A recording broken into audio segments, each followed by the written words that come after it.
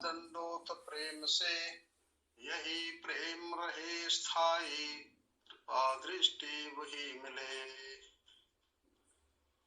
परम श्रद्धेय परम पूज्य डॉक्टर साहब, माता जी, इस गूगल मीट से जुड़े हुए समस्त देश श्रेष्ठ विभूत स्वरूप आचार्यगण, आदरणीय श्री राजेंद्रानंद जी, आदरणीय चौकसे जी, चौधरी साहब, श्री रमेश भाई साहब और आदरणीय पांडे जी, सबों को दंडवत प्रणाम करते हुए निर्धारित कार्यक्रमानुसार अपना स्वानुभव व्यक्त करते हैं।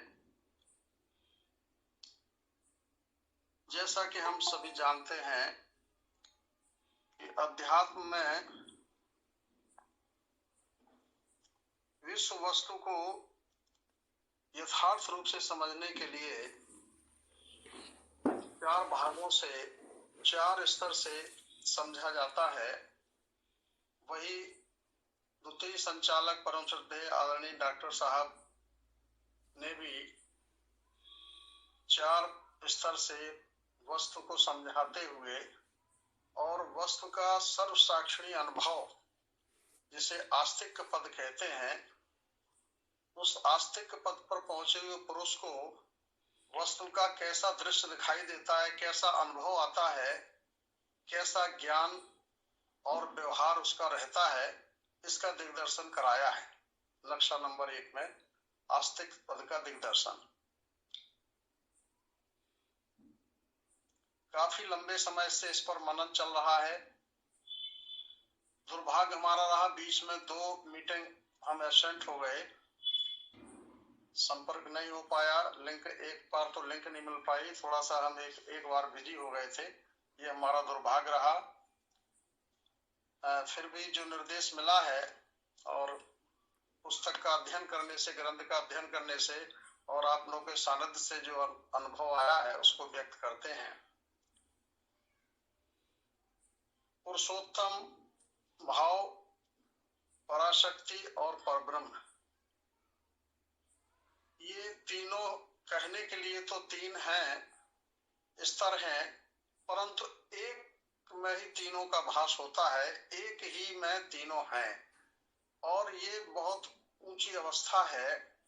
इस अवस्था का वर्णन इस अल्प बुद्धि से करना बड़ा कठिन लग रहा है, क्योंकि ये निश्चित रूप से गुणातीत पुरुषों का अनुभव है और गुणातीत पुरुष ही, अवतार कोटि के पुरुष ही, नारायण कोट के पुरुष ही वहां पर पहुंच करके जनमानस के लिए अपना मार्गदर्शन करते हैं अनुभव के द्वारा।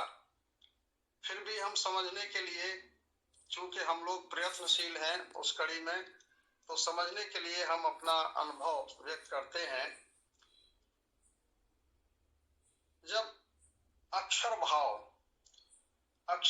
का अनुभव जब आता है, जो कि चौथी भूमिका है, चौथी भूमिका में हमें यह कोई भी पुरुष जब मनन चिंतन निधिध्यास करता है तो जो दृश्य वस्तु का जो स्थूल स्वरूप है वो उससे आगे बढ़ के उसमें ओतप्रोत कूटस्थ अक्षर व्याप्त रहता है, ऐसा अनुभव आता है और वो आत्म रूप से दृश्य दिखने लगता है। संपूर्ण दृश्य विराट उसको आत्म रूप का अनुभव होने लगता है, आत्म रूप ही दिखता है और तदनुसार आत्म रूप ही उससे व्यवहार भी होने लगता है यथा सामर्थ्य।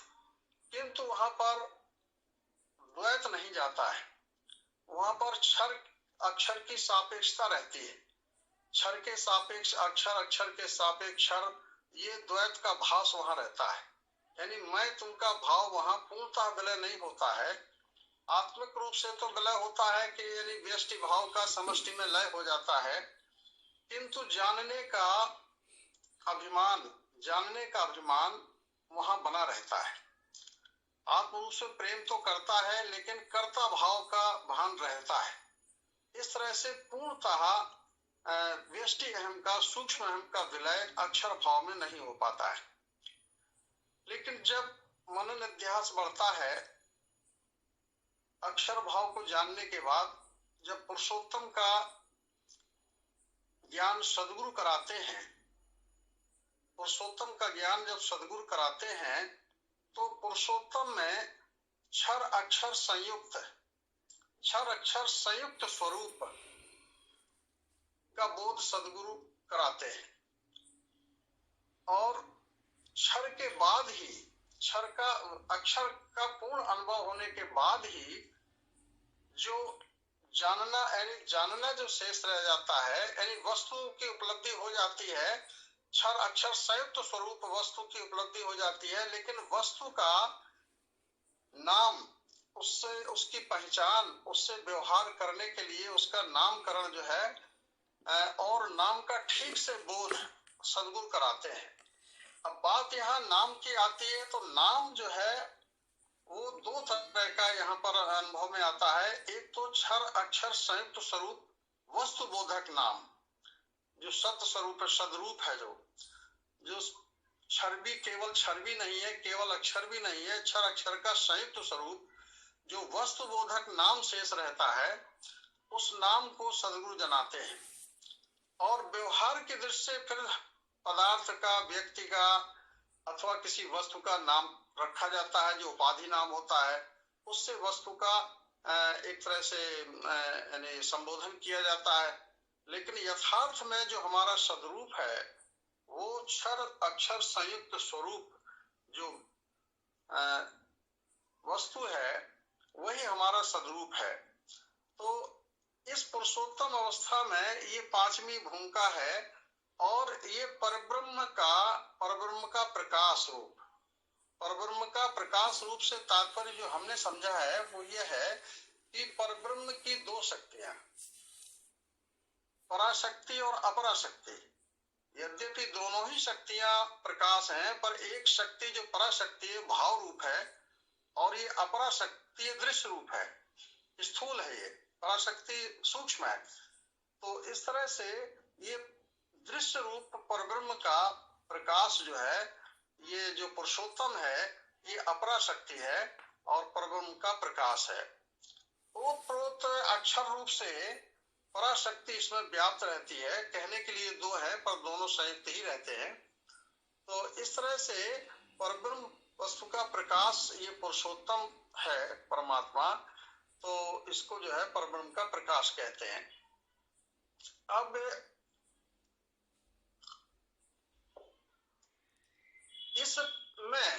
इस अवस्था में पहुंचने पर पुरुष को अनन्यता प्राप्त हो जाती है। मैं तू का भाव का लय हो जाता है। अनन्यता का तात्पर्य जो मैंने समझा है कि अब जो है न तो वहां क्षर रह गया न अक्षर रह गया, दोनों मिलके एक हो गए, एकमिल हो गए। और मैं तू का भाव का भी वही मतलब है कि मैं तू का भाव यानी मैं यानी क्षर भाव, मैं जो व्यष्टि अहंकार सूक्ष्म है ये क्षर भाव, और तुम यानी अक्षर भाव। ये मैं तू का भाव यानी क्षर और अक्षर का भाव, व्यष्टि और समष्टि का भाव, ये पूर्णता यहाँ विलय हो जाता है। और ये जो है यहाँ पर पूर्णता विलय होने से संशक्ति रहित, यानी किसी भी तरह की आसक्ति जो है नहीं रहती है। और जन सेवा में संशक्ति रहित होकर के मनुष्य पुरुष जो है वो कार्य करता है, जन सेवा करता है। किसी तरह का कर्तापन का भाव नहीं रहता है। साथ ही यहाँ पर अनेक प्रकार के जो मतपंथ संप्रदाय वगैरह है, इनका सबका विलय हो जाता है, जिससे नष्ट भावनाएं हो जाती हैं। तो ये पुरुषोत्तम पद का जो है अनुभव जो है डॉक्टर आनंद चैतन्य जी बतला रहे हैं। इसको और समझने के लिए यदि हम सर्वांग योग का सहारा लें तो सर्वांग योग से बहुत बढ़िया अच्छी तरह से समझाया गया है 7वें अध्याय में। नाम है उसके आगे जान के बुद्धि ही, जहां लय को प्राप्त होती है वही सदरूप जानना। नाम है उसके आगे, किसके आगे नाम है? यानी क्षर अक्षर के आगे नाम है। तो नाम क्या है? क्षर अक्षर का संयुक्त स्वरूप जो बचा, जो नाम है, जो वस्तु बची। क्षर भी जान लिया, क्षर देख लिया 5 ज्ञानेंद्रियों और मन से, अक्षर को बुद्धि से जान लिया, अनुभव कर लिया, और दोनों का संयुक्त स्वरूप जो नाम शेष रह गया वो है नाम है उसके आगे जान के बुद्धि, जहां लय को प्राप्त होती वही सदरूप जानना। तो वो जो है भगवान कहते हैं कि वहां पर सदगुरु जो है ने जब नाम का दान दिया तो हमारी बुद्धि जान करके नाम को वहां लय हो गई, और जो नाम है वास्तव में वही हमारा सत रूप है, वही हमारा सत रूप है। वहां जब वो केवल अस्थि रह जाती है, यानी सर्व, उसी को सर्व भी कहते हैं, उसी को अस्थि भी कहते हैं, उसी को वस्तु कहते हैं। तो विशेष रूप से अस्थि यानी है ही शेष रहता है, तो है ही हमारा, अस्थि ही हमारा सतनाम है। और वहां पर फिर संपूर्ण विश्व जो है परमेश्वर का ही स्वरूप दिखाई देता है। और परमेश्वर का तात्पर्य आदरणीय डॉक्टर साहब ने बहुत बढ़िया इसमें दिया है। परमेश्वर का मतलब है परम धन ईश्वर, यानी ईश्वर से परे, परम धन ईश्वर, ईश्वर से परे, परमात्मा यानी आत्मा से परे, आत्मा से परम श्रेष्ठ। तो क्षर से श्रेष्ठ अक्षर, और अक्षर से श्रेष्ठ परमेश्वर, ईश्वर, परमेश्वर। तो आत्मा और ईश्वर ये दोनों ही नाम ये क्षर अक्षर से श्रेष्ठ है।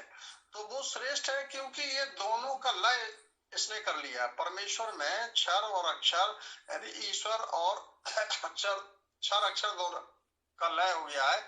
इस तरह से परमात्मा और परमेश्वर ये नाम है। तो इस प्रकार से वही हमारा सदरूप है। नाम है उसके जान के बुद्धि, जहां लय को प्राप्त होते हुए वही सदरूप जानना, वही अपना रूप पुरुषोत्तम भाव से।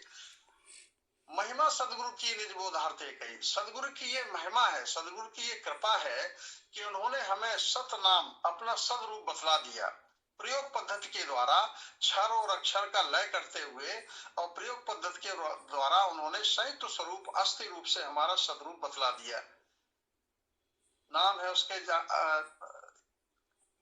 जान के बुद्धि या लय को प्राप्त होती वही, यही अपना रूप पुरुषोत्तम भाव से महिमा सदगुरु की निज बोधन अष्टांग क्षर साकार नहीं रूप मिठास में। ये दोनों भावना छोड़ो अकेला नाम ही रहा, वही शक्कर ये नाम पुरुषोत्तम भाव है, क्षर अक्षर दोनों की नहीं है भावना वहां। अब यहाँ दोनों भावनाएं समाप्त हो जाती हैं नाम में, यानी शक्कर नाम लेते ही न केवल मिठास शक्कर है, न केवल आकार शक्कर है, और वो दोनों मिलकर के वो शक्कर में दोनों का लय है। इस प्रकार से इसी तरह से क्षर अक्षर दोनों का लय संपूर्ण ये दृश्य विराट में, विश्व में क्षर अक्षर दोनों का लय होकर के जो नाम से रहता है वो पुरुषोत्तम भाव है। दृश्य साकार वो ही है, निराकार भी वही, दोनों का धाम भी उसको सर्व है कहा। वो सर्व रूप है, अस्थि ही सर्व है, अस्थि ही सर्व है क्योंकि उसने सर्व रूप जो है वो उसी के हैं। अस्थि ही में सारे सर्व रूपों का भास है और सर्व रूपों में अस्थि का है। तो सब में जो है पुरुषोत्तम समाया हुआ है, सब पुरुषोत्तम में लय है सबका, इसलिए उसको सर्व है कहा। एक ही वस्तु में जानो कल्पित भाव तीन ही निज रूप लखाने को वेदों ने कल्पना किए। एक ही यथार्थ वस्तु को जानने के लिए सदगुरु ने ये तीन कल्पनाएं की थी, और तीन कल्पनाओं का आधार जो चौथी अस्थि वस्तु है उसको समझने की आवश्यकता थी। वो पुरुषोत्तम, वो चौथी है, और वही वस्तु बोधक पुरुषोत्तम भाव है, वही सदरूप है। और नाम जो परमात्मा विश्व है, ये व्यवहार के लिए ये नाम जो है शब्द बोधक नाम है, जिसे पुरुषोत्तम कहते हैं। ये कल्पना है। तो कल्पना में दोनों कल्पनाओं का लय हुआ, और बचा क्या? तीनों कल्पनाओं का लय कहाँ हो गया? जाके पुरुषोत्तम यानी वस्तु रूप अस्थि में सबका लय हुआ, वही हमारा सही स्वरूप है। तो अस्थि रूप सतनाम है, जहां तक लक्ष्य में आए बस जिनके निश्चय ये बे अनंत पद। ऐसा अस्थि नाम का लक्ष्य जिसको हो गया ते अनंत पद पाए, वे इस विश्व वस्तु से अनन्य हो जाते हैं, उनको अनंतता का अनुभव आ जाता है। इस तरह से बुद्धि में स्थित हो गए मैं ही संपूर्ण विश्व, अकंप धारणा बैठे गया द्वैत समाधि सो। अब यहाँ पुरुषोत्तम की अवस्था में द्वैत अद्वैत दोनों का लय हो जाता है। द्वैत अद्वैत अतीत अवस्था है ये, और ये अतीत अवस्था की अकंप धारणा जब बैठे, अकंप धारणा जब बैठती है तो अकंप धारणा का मतलब कोई भी डमाडोल जो धारण क्षमता है वो डमाडोल नहीं होना चाहिए, अकंप धारणा बैठना चाहिए। तो अकंप धारणा बैठी गया द्वैत, अब द्वैत समाप्त हो गया और अनन्यता प्राप्त हो गई। तो ऐसी अनंतता के लिए, अनंतता प्राप्ति के लिए भी जो है वो ये नाम की पहचान, नाम का लक्ष्य होना बहुत आवश्यक है। तो अकंप धारणा के बारे में जैसे द्विज बोधक दशक में भी आदरणीय आचार्य साहब ने संकेत दिया था कि उधर भी थोड़ा ध्यान रखना चाहिए, उससे मैच करना चाहिए, मिलान करना चाहिए। तो उन्होंने कहा, देखिए, अष्टांग क्षर साकार में मन जहां जावे, फिरे वह रहे, सो सारा चिद्रूप अक्षर परा है, एक स्थाई कहे, मैं ही हूँ वह निश्चयात्मक, यही जो बुद्धि की है स्थिति, योगारूढ़ महानुभाव समझे, ये धारणा सदगति, ये धारणा सदगति, ये धारणा होनी चाहिए, यही सदगति है, यानी सही अवस्था है। तो इस प्रकार से सदगुरु की कृपा से प्रत्यक्ष विश्वरूप परमात्मा का यानी पुरुषोत्तम का दर्शन हो जाने के बाद ये हमेशा अखंड स्मरण रहता है कि ये विश्व ही परमेश्वर है, और इसका जो है संपूर्ण जो है यही हमारा निज स्थान है, प्रेम का स्थान है, और इससे हम जो है प्रेम बर्ताव हमारा होने लगता है। और जब इसका मनन निध्यास बढ़ जाता है तो गया द्वैत समाधि सो, धारणा के बाद ध्यान, कर्म व्यवहार में जब ध्यान रहता है, निध्यास होने लगता है, विचार मनन निध्यास होने लगता है, तो वो कहते हैं कि ध्यान कर्म व्यवहार में रहते रहते धीरे धीरे समाधि की अवस्था आ जाती है। समाधि की अवस्था ये अखंड रहने लगे, अनन्यता मिली उसको, वेदों का सार भी मिला।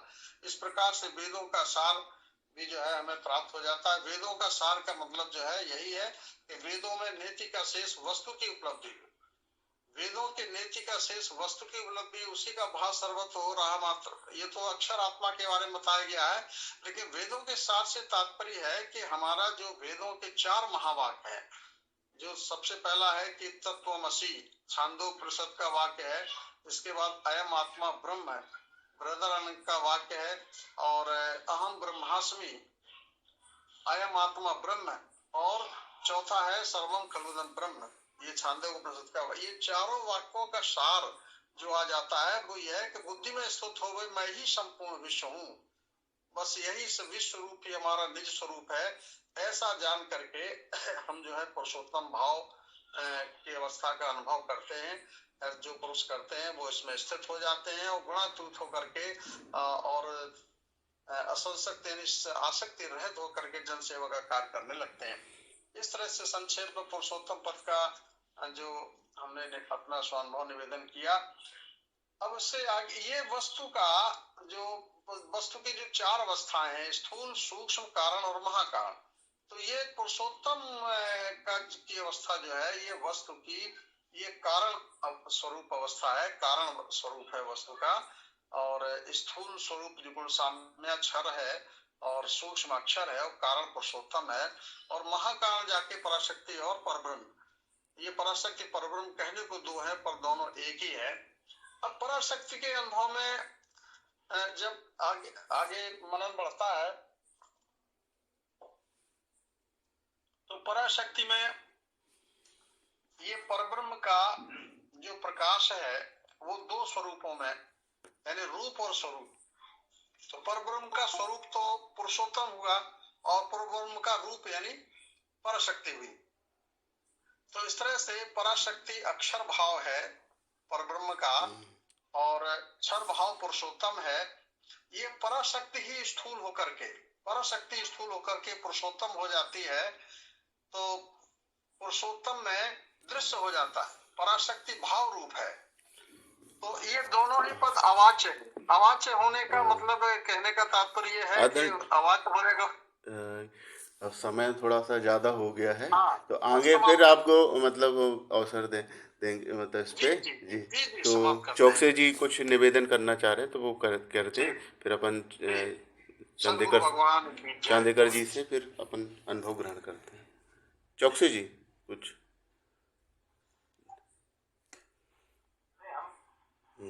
डॉक्टर साहब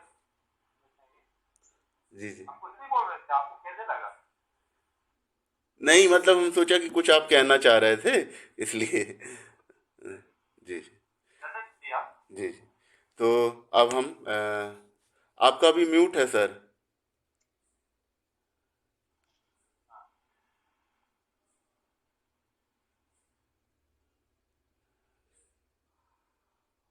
स्वामी जी आपका माइक म्यूट है, हाँ अनम्यूट कर लीजिए। जी जी जी हाँ आज चालू हो गया है तो आप शुरू हो गया। जी जी जी जी हाँ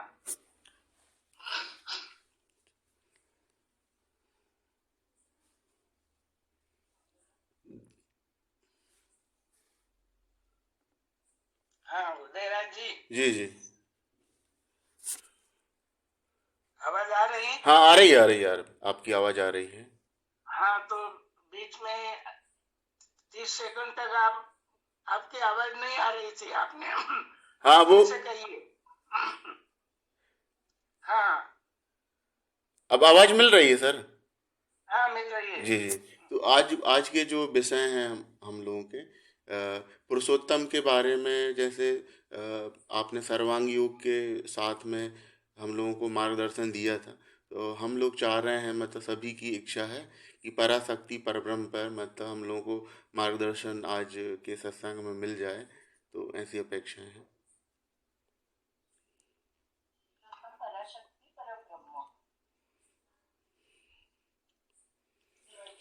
श्री गुरु के पदों को है मेरा दंडवत प्रेम से, यही प्रेम रहे स्थाई, कृपा दृष्टि वही मिले। उपस्थित सर्वात्म प्रेमी सज्जन और मीट के संयोजक उदयराज जी पांडे, महेंद्र कुमार जी,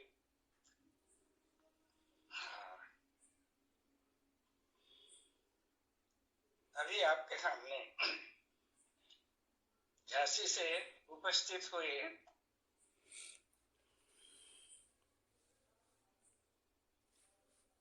क्या उनका नाम था? दोहरे जी। हाँ, आचार्य दोहरे जी ने बहुत अच्छा समझाया पुरुषोत्तम योग का बात। अब रह गया है पराशक्ति और परब्रह्म, ये दो अवाच्य पद है, इनको शब्दों में कहाँ तक समझाया जा सकता है, ये तो नक्शे में भी डॉक्टर आनंद चैतन्य जी ने दिया है। यहाँ तक आस्तिक के पद का दृश्य जो है वो पुरुषोत्तम में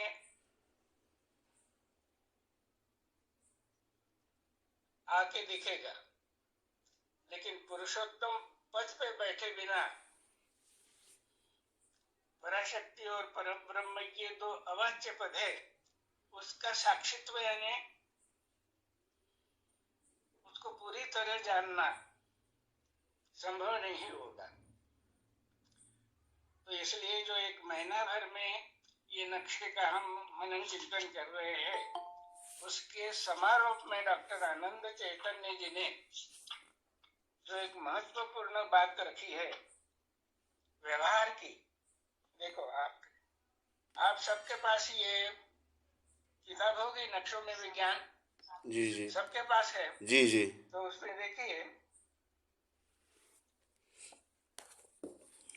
पेज क्रमांक 11 व्यवहार है, क्योंकि जानना और जानने के बाद उसमें मिल जाना शेष रहता है। तो जब तक मिलते नहीं, यानी अपना उससे योग होता नहीं, तब तक जाना हुआ हम बदलाते रहेंगे।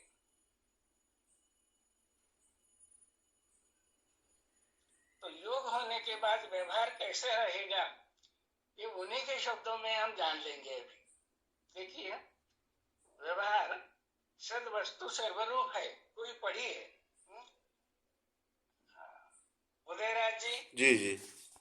आप पढ़िए, सत्वस्त ये समारोह ही है जी जी इस नक्शे का, जी लेकिन बहुत महत्वपूर्ण है, जी उसमें ध्यान देना बहुत आवश्यक है।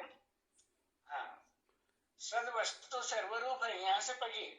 सत्वस्तु सर्वरूप है, उसी अवाच्य पद में सब वाच्य भाव का व्यक्त भास होता है। व्यक्त भास से मूल सद्वस्तु की ओर वृत्तियों का लय होता है। उस अवस्था में पंच तत्व पदार्थों में एक रूप रहते हुए भी पदार्थों का पंच तत्वों में लय भास प्रतीत होता है।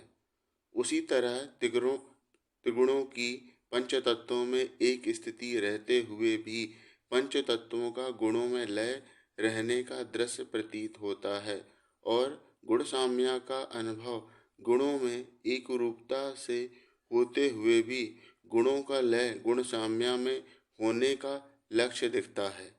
उपरोक्त प्रणाली से ही अस्ति भांति प्रिय रूप अक्षर आत्म तत्व क्षर के संपूर्ण प्रसंगों में भरा हुआ अनुसूत रहते हुए भी अक्षर ब्रह्म में क्षराभास रूप प्रतीत होता है। पुरुषोत्तम क्षर अक्षर भाव में सर रूप से प्रतीत है। हाँ, ठीक है। उपरोक्त सिद्धांत से यह स्पष्ट होगा कि जी पढ़िए, आखिरी तक पढ़ेंगे जी उसको। जी मुझे हाँ, आत्मा को मार लिया। आप आगे पढ़िए, आप आगे पढ़िए। उपरोक्त सिद्धांत से यह स्पष्ट होगा कि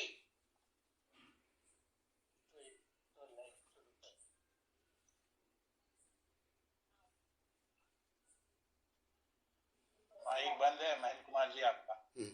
हाँ, आत्मा की एक रूपता त्रिगुणों में भास रूप है।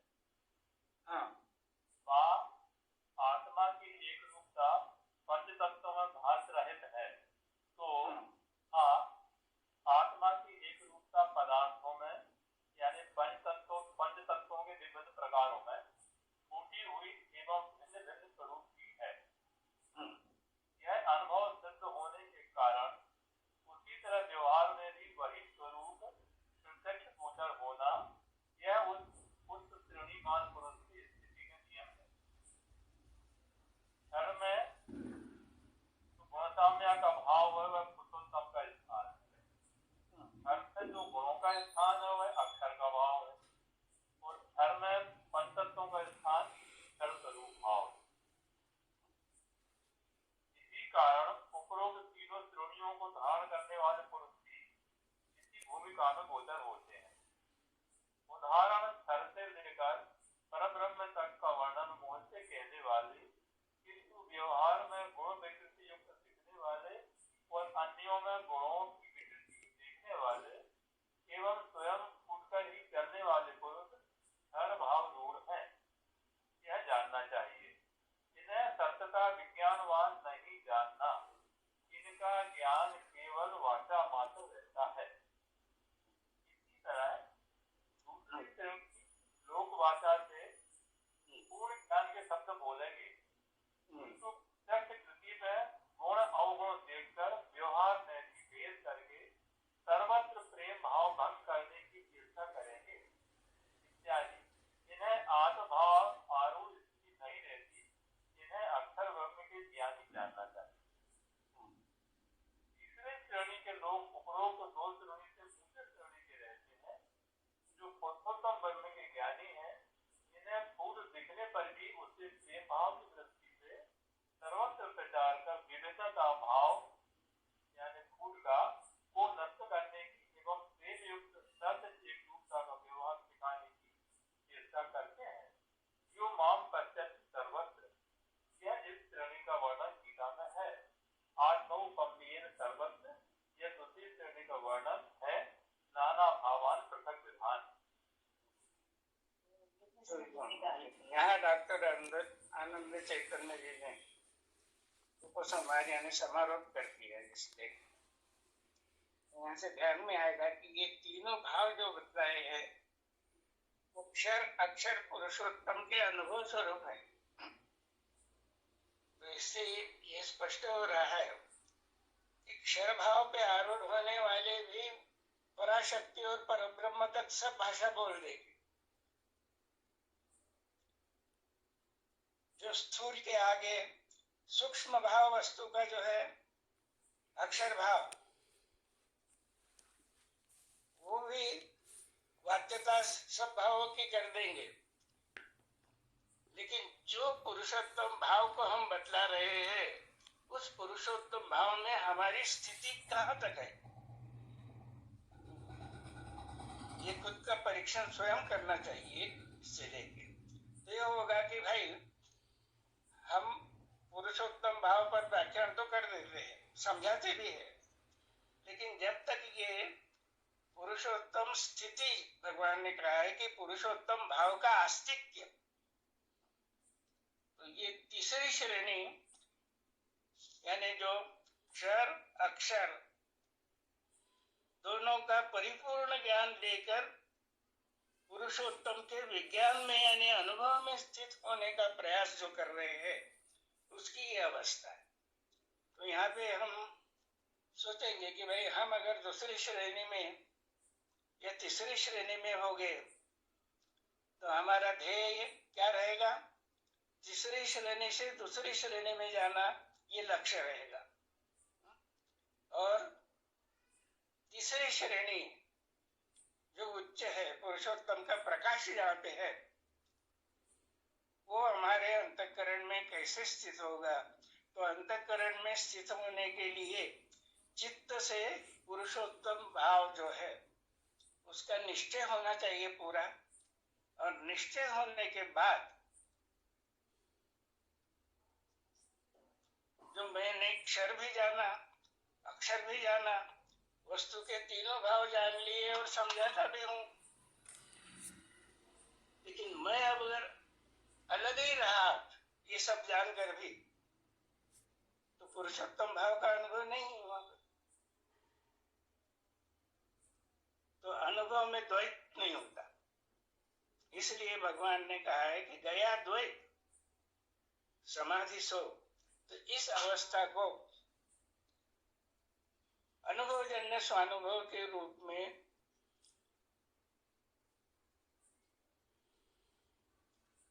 हमें समझने की कोशिश करना चाहिए, स्वयं को, प्रत्येक को। यहाँ पे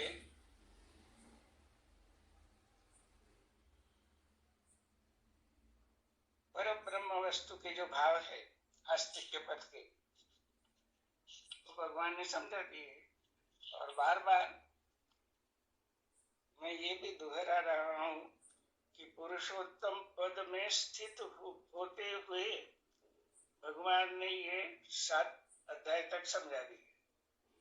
यानी तीनों का साक्षित्व। साक्षित्व का मतलब ये है कि ये अवस्था तीनों का संपूर्ण ज्ञान। लेकिन डॉक्टर आनंद जी के शब्दों में क्या कहा है उन्होंने? 5 तत्वों का संपूर्ण ज्ञान, 3 गुणों का संपूर्ण ज्ञान, अष्टधा प्रकृति संपूर्ण ज्ञान, साम्यावस्था का संपूर्ण ज्ञान, संपूर्ण ज्ञान का है। इस तरह आगे अक्षर का संपूर्ण ज्ञान। संपूर्ण ज्ञान यानी केवल शब्दों में व्यक्त करना संपूर्ण ज्ञान नहीं है। ज्ञान का मतलब ज्ञान बुद्धि द्वारा होता है, वो निश्चय करती है और निश्चय होने के बाद व्यवहार में परिवर्तन होने लगता है।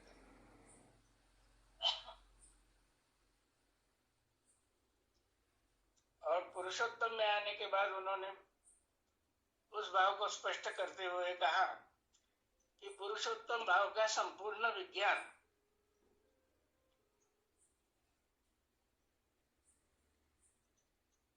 और फिर स्थूल सूक्ष्म कारण, क्षर अक्षर पुरुषोत्तम, तीनों की लयावस्था जो है वो आस्तिक्य की स्थिति है। तो वो नारायण भगवान की ही होती है। भगवान ने कहा है, पूछा गया था उनको कि आपको दिव्य दृष्टि कैसे प्राप्त हुई? कलयुग में हम वास्तव में सब भाग्यवान हैं कि कुछ प्रयास न करते हुए वो दावदार ने प्रकट कर दिया और मिल गई। लेकिन प्राप्ति के लिए प्राप्त तो हो गई, लेकिन उसका रक्षण करने की जरूरत है। और रक्षण करने के बाद कहेगा कि वो वस्तु और मैं, इसमें तद्रूपता का अनुभव क्षर की अवस्था में, अक्षर की अवस्था में और पुरुषोत्तम भाव समझ लेने के बाद उस अवस्था में किया तो वो पुरुषोत्तम तक वस्तु दर्शन करा सकता है। पुरुषोत्तम भाव में जिसका अस्तित्व है वो वस्तु दर्शन कराता है। अगर हम ये समझ गए कि भाई क्षर में ये सब शब्द है, अक्षर में भी तीनों भाव है, जैसे ऊपर बदला यही है, ईश्वर में गुण सामना का जो भाव है वही पुरुषोत्तम पद है। तो यहाँ बहुत सा ऐसे ही देखने में आता है कि भाई बस ये पुरुषोत्तम समझ गए हमको, हम समझा भी रहे हैं, बस अब कुछ देखने जानने की आवश्यकता नहीं है। कुछ सूक्ष्म में और सूक्ष्म के आगे वस्तु के कारण भाव में जाने की जरूरत नहीं है, क्योंकि इस पर जो है वो लोगों में मान्यता प्राप्त हो रही है। हमारी लोग बड़े आदर से बुलवाते हैं, हमारा प्रवचन रखते हैं, इसी में भूल जाता है स्थूल भाव में, और फिर समझने लगता है। तो इसलिए पुरुषोत्तम भाव का अनुभव, भगवान कहते हैं कि इसमें संपूर्ण उपाधियों का लय है। संपूर्ण उपाधि अक्षर भाव में,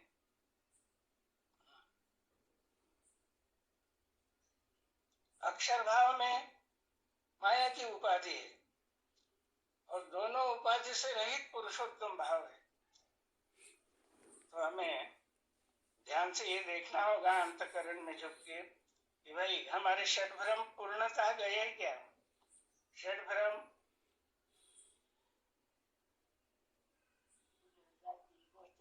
कुल, जाति, गोत्र, चातुर्वर्ण व्यवस्था, आश्रम और उपाधि,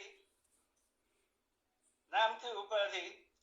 आप लोगों ने मुझे बड़े प्यार से सिद्धाचार्य कह दिया, बस मैं उसी में मग्न हो गया, बस आगे कुछ पढ़ने की आवश्यकता नहीं, बस सिद्धाचार्य हो गया मैं। तो यही बड़ी अड़चन है। तो इसलिए स्वामी स्वराज्यानंद जी कहते हैं कि सबसे कठिन बात जो है वो अपना स्वयं, यहाँ जो मैं करने वाला अहंकार है, मैं जानता हूँ, मैं बतलाता हूँ, ये अहंकार सतगुरु चरणों में अगर लय हो गया तो वहां दिखेगा कि किसने जाना, किसने देखा, किसने अनुभव किया। तो सर्व तो पुरुषोत्तम परमात्मा ही है, सर्वरूप, आदि से लेकर अंत तक पुरुषोत्तम ही है। तो जानने वाला भी वही है, और उसको अक्षर भाव से श्रेष्ठ क्यों कहा? क्योंकि वो अक्षर का भी प्रकाशक है। अक्षर का वर्णन करते हुए हम कहते हैं कि अस्थि भाति प्रिय रूप से सर्वत्र ओतप्रोत है। तो इसमें प्रियत्व का जो भाव है, मिठास का जो भाव है, वो पुरुषोत्तम है। लेकिन पुरुषोत्तम को समझाते वक्त बहुत से लोग ऐसा कह देते हैं कि अस्थि यानी साम्यावस्था है, उसको अस्तित्व भाव कहा है, दृश्य हो गया। इस तरह इसकी सूक्ष्मावस्था समझना चाहिए। अब यहाँ तक ये जो गृह पाठ दिए है डॉक्टर आनंद चैतन्य जी ने, तो ये बस उसको शब्दों को जैसे कि तैसा दोहरा देना, इसको हम अनुभव नहीं कहेंगे। ये गृह पाठ में उसका शब्द, लक्ष्य और भाव और त्रिपुटी की एक रूपता, शब्द, लक्ष्य और भाव एक रूप हो जाना चाहिए, ये अभ्यास रहेगा। इसको एक विज्ञान का अभ्यास इसी को कहते। तो स्वामी स्वराजानंद जी के शब्दों में अगर कहा जाए तो सब कुछ आसान है, लेकिन अपना आशा सदगुरु को सौंप देना महाकठिन है।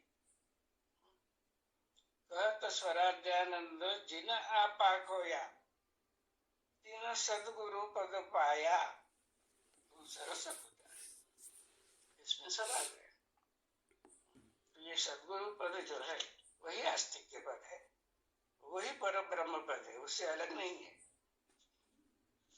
तो यहाँ नक्शे का, पहले नक्शे का अभ्यास यहाँ समाप्त करेंगे। और आपके चिंतन में इसी विषय में कुछ प्रश्न हो तो एक प्रश्न जैसे इन्होंने पूछा है महेंद्र कुमार जी ने, दोहरा दीजिए सबके लिए प्रश्न। वो आपका वस्तु की पांचों अवस्थाएं और जीव की,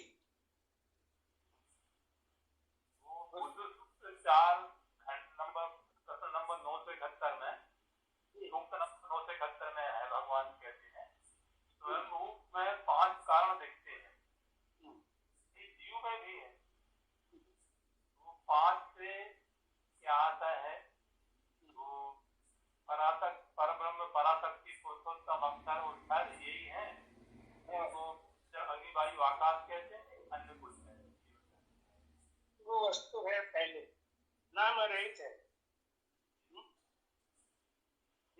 जिन्होंने जाना उसको परब्रह्म कहा। परब्रह्म की शक्ति पराशक्ति, पराशक्ति का प्रकाश पुरुषोत्तम, उस प्रकाश का रूप अक्षर और उस प्रकाश का स्वरूप क्षर, एक ही तो लेंगे यहाँ से मात्र। तो केवल क्षर स्वरूप को जानना यानी वस्तु दर्शन पूर्ण नहीं, ये ध्यान में रखने की जरूरत है। अब जीव जो है जानने के लिए आया, उसको स्वयंभू वस्तु की जो 5 भाव नारायण ऋषि ने प्रकट किए हैं, आदि नारायण ने। तो भगवत गीता में क्षर अक्षर पुरुषोत्तम तीनों भाव बिल्कुल स्पष्ट दिखेंगे, लेकिन पराशक्ति और परब्रह्म ये जो अवाच्य पद के 2 भाव है, वो केवल बुद्धावतार ने ही प्रकट किए। तो वो स्थिति कैसी है? त्रिपुटी सहित और त्रिपुटी रहित संपूर्ण ज्ञान। तो जीव में कैसा होता है? तो जीव स्थूल भाव को जानता है मन के द्वारा। तो उसके जीव के पास जो ज्ञानेंद्रिय है वो कौन से है? मन, बुद्धि, अहंकार, चित्त और अंतःकरण, हो गए 5। यानी परब्रह्म वस्तु के ये 5 भाव कुछ प्रभु ने, सद्गुरु ने कमी नहीं रखी, पुरुषोत्तम परमात्मा ने सबका अंतःकरण है। अंतःकरण में चित्त है, बुद्धि है, मन है, आम भी है।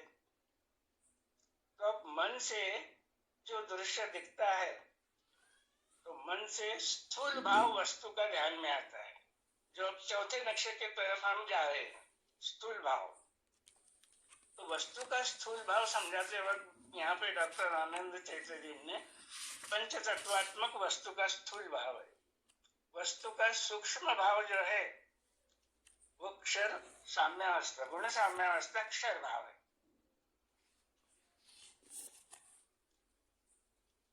और वस्तु का कारण भाव यहाँ पे जो पहले नक्शे में पुरुषोत्तम था, तो अब जीव की दृष्टि से जानने जा रहा है जीव, तो कारण भाव अक्षरात्मक है और महाकारण भाव चित्त है। तो इसलिए इसी में दिखेगा उसी नक्शे में कि स्थूल भाव का निश्चय मन के द्वारा होता है। सूक्ष्म भाव का निश्चय वहां पे बुद्धि अगर नहीं रही, सद्गुरु बुद्धि ने हमारी बुद्धि, जीव की बुद्धि प्रकाशित नहीं की, तो वस्तु की गुण साम्यावस्था जो है उसका भी ग्रहण और निश्चय नहीं हो सकता। इसलिए सूक्ष्म गुण साम्य का निश्चय बुद्धि द्वारा कहा है। सर्वांग योग की सारणी देखिए, सबको दिखता है ये, लेकिन जीव बुद्धि से जानने का प्रयास कर रहे हैं। वैज्ञानिक और दार्शनिक दोनों भी जानने के प्रयास में लगे। तो जब जीव बुद्धि अपने प्रयास में पूरी तरह थक जाएगी, तब वही ये परोक्ष ज्ञान की परमोच्च अवस्था जो पहले अध्याय में मुमुक्षु की है, जानना चाहता हूं ये यथार्थ। तो सद्गुरु वस्तु ही सामने रख के प्रायोगिक पद्धति से समझा रहे हैं, तब तत्पद का दर्शन हमें हुआ। सबों को दिख रहा है लेकिन जानते नहीं। इसने जाना सद्गुरु की बुद्धि द्वारा हमने जाना। उसी तरह अक्षर में ओतप्रोत अक्षर जो है वो मैंने जाना आत्मज्ञानी हो गया, ऐसा कहते हैं। लेकिन यहाँ पे वही अक्षर सद्गुरु के आत्मभाव का प्रकाश यहाँ पे बुद्धि रूप में बैठा है। इस तरह हर एक स्टेज में मिलाते मिलाते प्रत्यक्ष क्या दिखा कि मैं कहाँ हूं।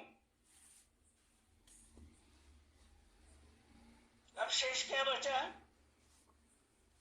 सद्गुरु में शेष बचा जो वस्तु रूप है। पर ब्रह्म वस्तु।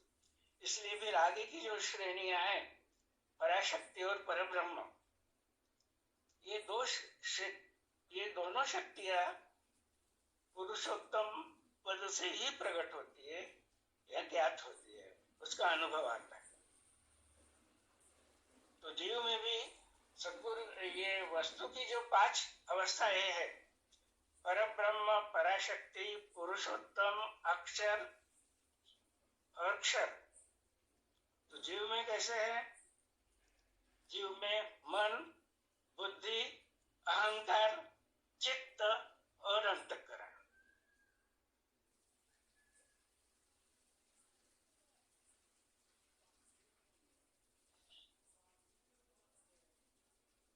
ये जीव का अंतःकरण साम्यावस्था से आया है, स्थूल भाव है साम्यावस्था का। अब जानते जानते क्षर भाव को जब जाना तो चित्त एक रूप हो जाएगा ना वहां पे तीनों गुणों में। यानी उसने जाना कि ये अंतःकरण जो है जीव का, उसको वस्तु के स्वरूप से स्वतंत्र अस्तित्व ही नहीं है, प्रत्यक्ष जाना।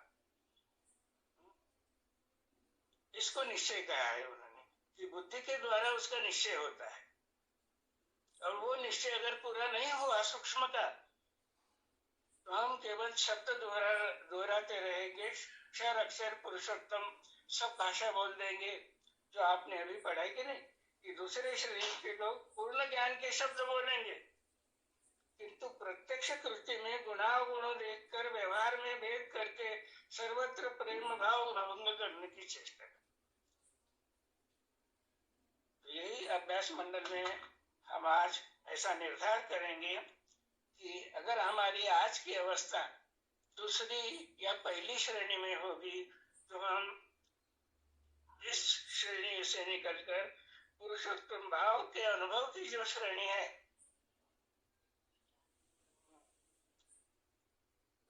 उसमें स्थिर होने का प्रयास करें, अभ्यास करें। तो महेंद्र कुमार जी, जीव के पास भी ये मन, बुद्धि और अहंकार, ये पांचों भाव, और वस्तु का बोध बुद्धि से नहीं होता, इसलिए वस्तु सामने रखी और भगवान कहते कि मैं बोध होते ही मुक्ति है ब्रह्म जाल से। अंतःकरण में बोध होता है।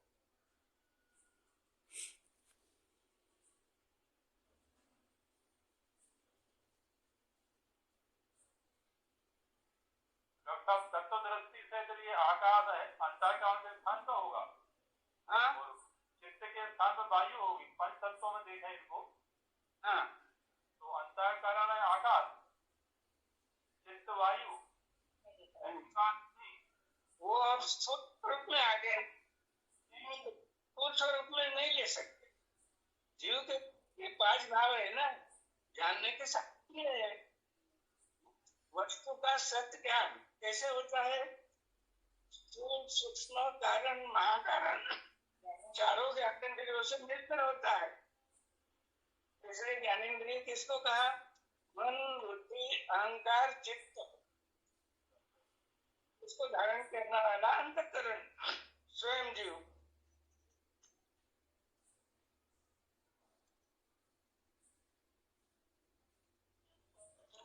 तो वो स्थूल में का स्थूल भाव हो गया ना, जड़ तत्व है, पंच तत्व।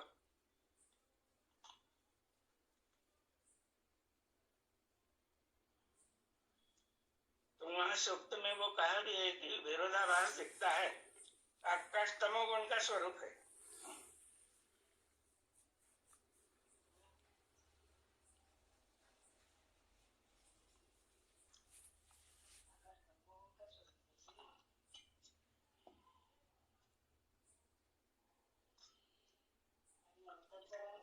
और कुछ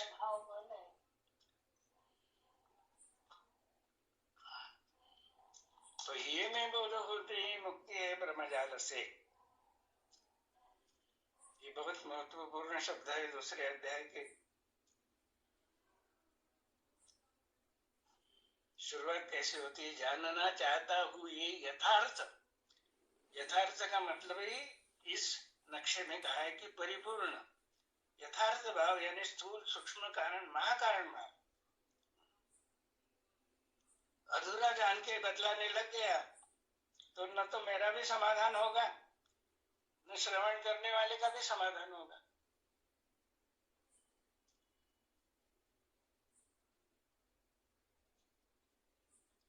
तो दिव्य चक्षु का प्रकाश अंतःकरण में होता है तो क्या होता है वहां वस्तु से तद्रूपता प्राप्त हुई, हुआ मधुरूप ही जानो, ऐसा कहा है भगवान ने, हुआ मधुरूप ही जानो जन्म मृत्यु उसे नहीं।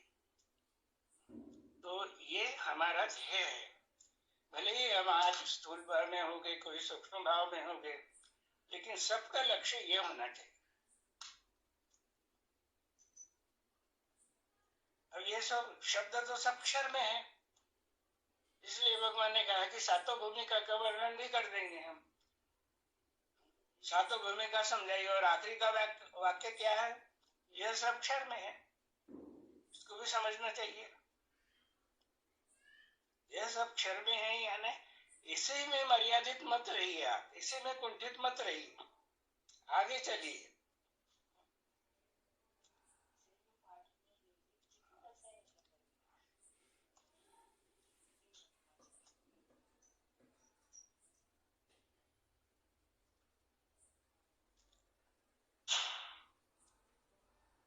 तो बोध अंतःकरण में होगा तो बोध होते ही एक परब्रह्म वस्तु सदगुरु स्वरूप ही दिखेगा।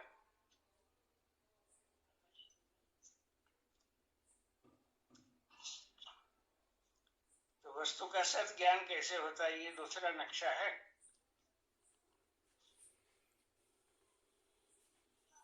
तो इसको प्रारंभ ही कर दिया आज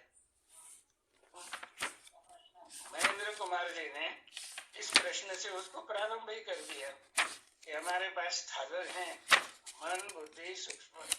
तो कोई कहेगा कि भाई ज्ञानेंद्रिय क्यों छोड़ दिया आपने,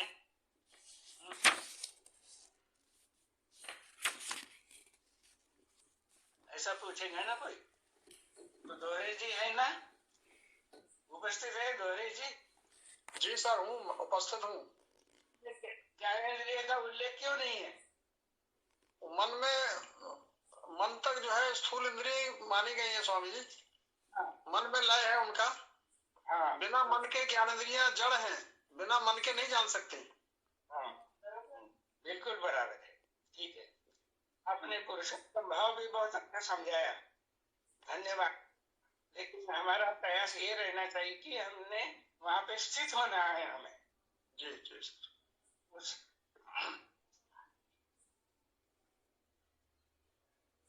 पुरुषोत्तम भाव का आस्तिक्य प्राप्त करना है।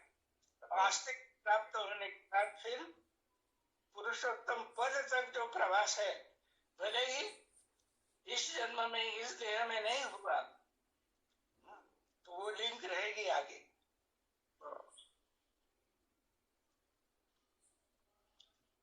तो मन कहते ही उसमें पांचों ज्ञानेंद्रिय आ ही जाती। ज्ञानेंद्रिय मन के सिवा कार्य ही नहीं कर सकती।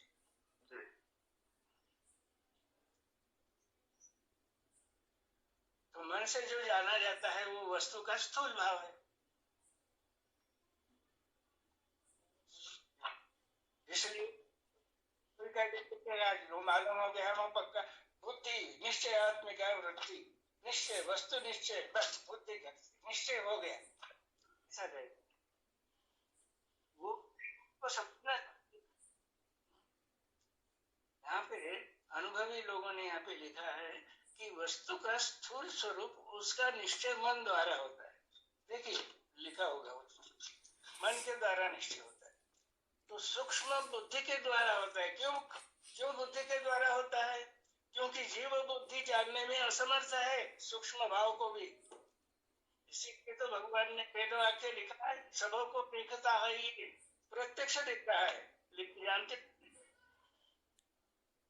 अगर जानते तो संसार में ये जो अव्यवस्था आज चल रही है, अशांति मच रही है, लूट में ये दिख रहा है, जानते वस्तु के स्थूल भाव को ही नहीं जानते, स्वरूप को ही नहीं जानते, परमात्मा स्वरूप।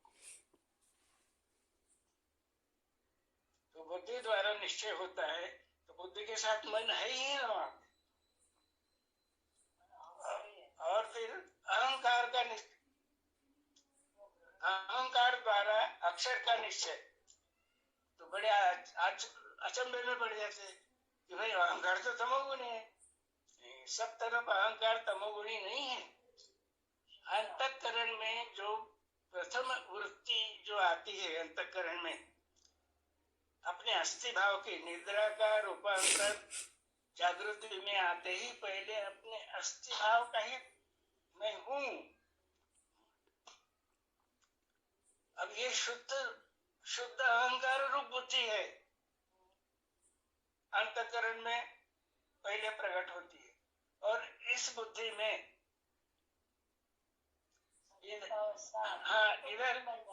इधर मन का संयोग होते ही द्वैत भाव उत्पन्न हो जाता है। तो वहां पे काम है, फिर ये द्वैत यानी काम हो गया।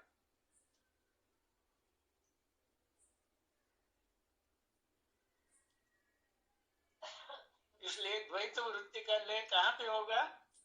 पुरुषोत्तम भाव में।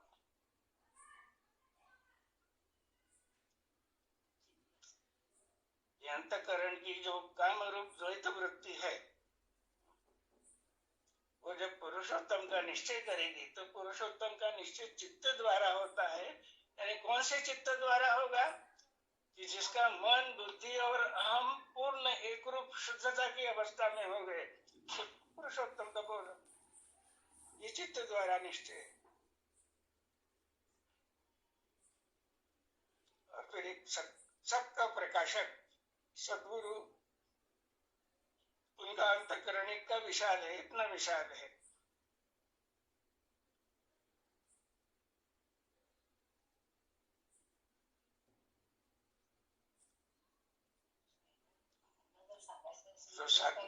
तो सातोरेकर जी को भी भगवान ने समझाते वक्त ऐसे ही कहा कि ये त्रिपुटी मैंने सब पूर्ण विश्व रूप समझा दिया आपको। इस त्रिपुटी का अनुभव हर अवस्था को आप लगा लीजिए। वेदों के मंत्र भी पढ़ेंगे कि वेदों के शब्द, उसका लक्ष्य और प्रत्यय, अक्षर अक्षर पुरुषोत्तम, इस वस्तु में जो त्रिपुटी उत्पन्न हुई उसका अनुभव हो गया, तो बराबर आपको शब्दों का लक्ष्य भी ध्यान में आएगा और भाव भी प्रकट हो जाएगा उसका। और वे अपना अनुभव लिखते भी है कि मायानंद जी ने जो कहा था वो मुझे अभ्यास में बिल्कुल शतशः अक्षरशः सत्य था। तो ये त्रिपुटी सर्वत्र लगा लीजिए। तो त्रिपुटी लगाना यानी उसका त्रिपुटी का अक्षर भाव पुरुषोत्तम भाव में लीन होना, तीनों जगह लय होना चाहिए। तो ये ध्यान में आने के बाद अनुभव आता है कि जब शुद्ध अहंकार रूप बुद्धि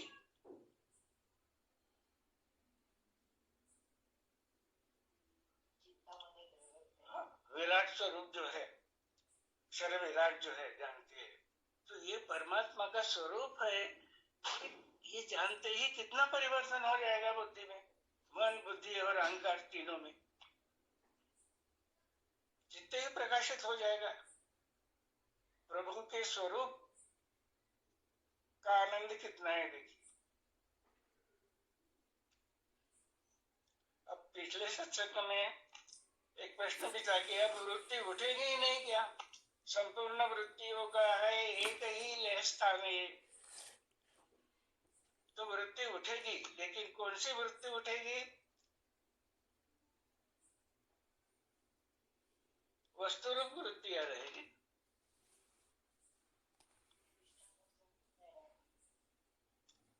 विश्व सेवा की वृत्ति रहेगी।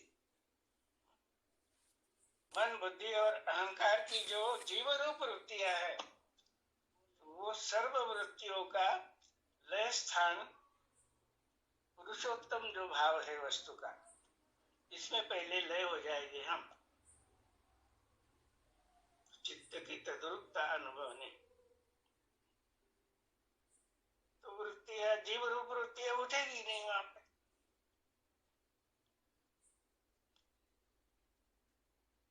विश्व कल्याण की वृत्ति उठेगी।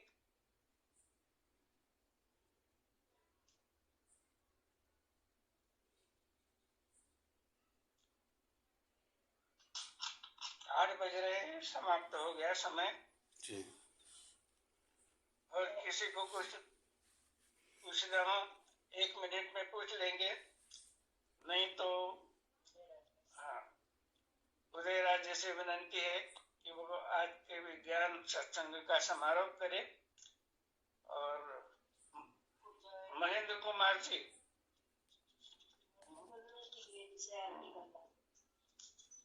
और गौरी जी, उपस्थित सभी, उनसे भी मैं रिक्वेस्ट करना चाहता हूं कि क्या आप दूसरे नक्शे की तरफ जाए आगे।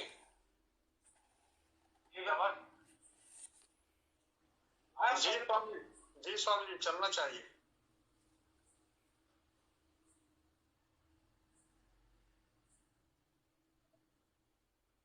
समारोह कीजिए।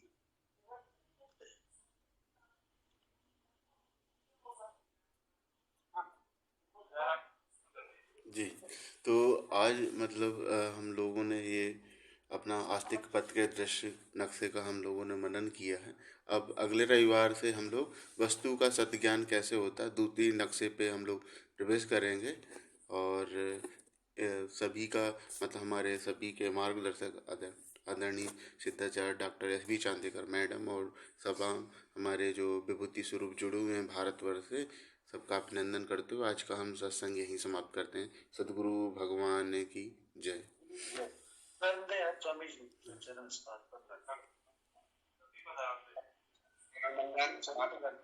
स्वामी को, माता जी को चरण वंदन, सभी को प्रणाम, नर्मदे हर चरण वंदन। जी, नर्मदे हर।